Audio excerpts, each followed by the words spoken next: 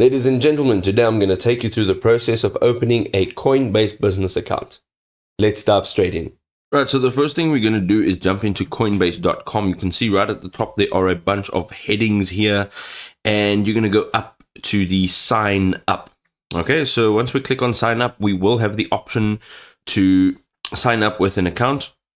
We can now choose either the individual or business. Of course, we are here for the business, so let's click on the business icon.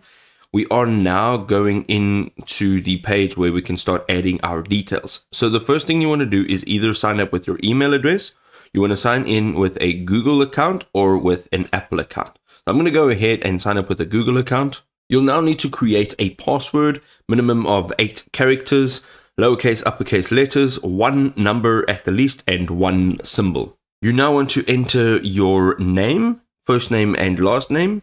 You also want to add your phone number for verification purposes.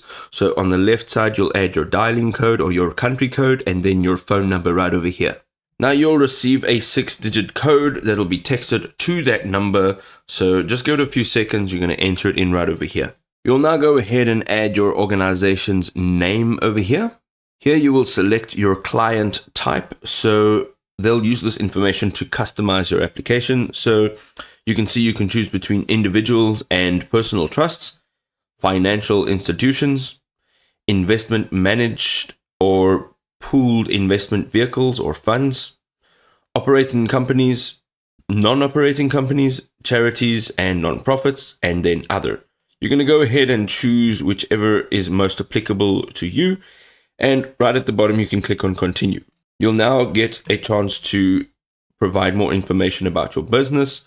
So everything from your entity type, anticipated monthly activity, the entity and issuer or of a cryptocurrency token.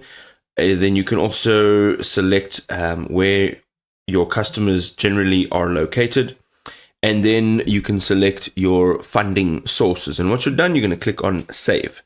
You'll now get into this page over here where you can see all of your account details, and currently my status is rejected, and that is just literally because I have just put in some sample information. But you should, if all your information is correct, get through right over here. You'll see under status that your application will be accepted, and then you can now manage your business profile right from this dashboard.